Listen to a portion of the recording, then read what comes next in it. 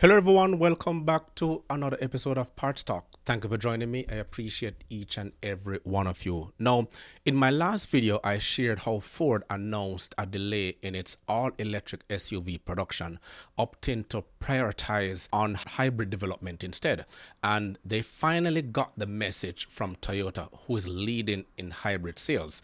Now, it's a move that reflects the challenges facing the automotive industry as slower than expected EV adoption and persistent high production cost were unaccounted for by these top level management. And now Ford's decision to postpone production of their electric SUVs and other cars are now being followed closely by Stellantis, who will be sending home workers from one of their automotive manufacturing plants here in Ontario, Canada, as they retool for the EV transition. I'm wondering why they didn't thought about that long ago. Now, news out of Ontario, Canada has Stellantis sending home workers and telling them to wait until the market is ready. Now, let me read a quick summary based on the article here from Automotive News. As the headline states, EV transition leads to slow, uncertain times for thousands of auto workers. Little work at Brampton Assembly and its parts plants, all of which will be down for as long as 2 years as Stellantis retools the factory for electric vehicles. Now, at the onset of 2024, approximately 4,000 workers at Brampton Assembly Plant and associated unionized parts suppliers found themselves on layoffs as Stellantis embarked on retooling the factory for electric vehicle production. Now, while most layoffs are anticipated to be temporary, there's a grim indication for Canada's auto industry as employment prospects are expected to diminish throughout mid-2020s despite significant planned investments in EV manufacturing. Vito Beto, hopefully I pronounced his name correct, president of Unifor Local 1285, highlighted the challenging transition ahead, you're seeing on the screen here, emphasizing the need for optimism in the long term. Brampton Assembly's shutdown, projected to last 18 to 24 months, is being actively addressed by Stellantis, which has confirmed plans to manufacture the next generation electrified Jeep Compass. In response to the uncertain future faced by the workers, the union has established an action center to aid members in resume building, skill acquisition, and moral support. In other words, it's an exit interview.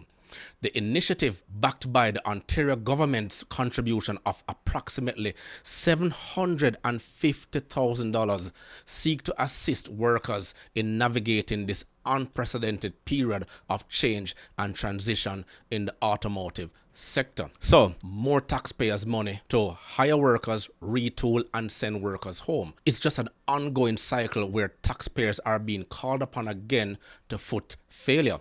And all this is doing is again showing how the EV mandate is rushed by Western policies, while the big three, namely Stellantis, Ford, and GM, were suckered into the big dream instead of doing a thorough research and implementing a feasible timeline for EV transition. They allowed the government to sidewash them while misplacing thousands of workers while flushing millions of taxpayers' dollars through the EV purchase incentives and inadequate charging infrastructure and factories and assembly plants that are not going to be ready for another 5 to 10 years. Remember, it took Tesla over 15 years to gain any form of profitability, and the profits are now being eroded due to market conditions, namely inflation, high interest rates, and disposable income, all being dried up by the very same government policies, their fiscal policies, that's not promoting growth, in my estimation. Now, take a quick look at this news piece and we'll come back. Well, let's get down to business now with Ari Rabinovich. He joins us from the City News Business Center. Ari, the first quarter results are in,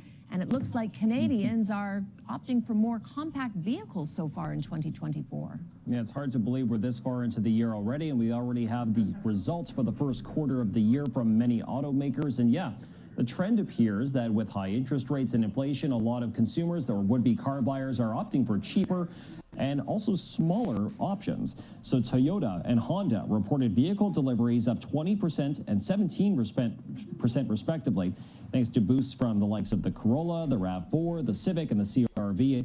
And retail sales for General Motors also up 6%, touting the success of the Chevy Trax.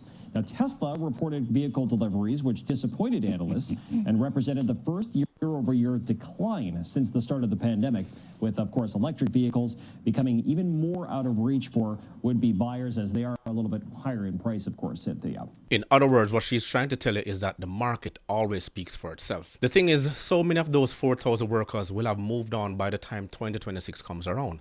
And while EV ambitions remain, the path forward is fraught with challenges and uncertainties. In other words, look for the continued changes to come. And as the government actively stays involved in the policies that we want to share, there's no way people will have the option to get to choose what they want as the time draws near for the EV mandate to take full effect. As usual, what else can you add? Remember to grab a copy of my ebook, The Parts Manager Guide. Please smash that like button on your way out. It'll only take you 1.5 seconds to do so.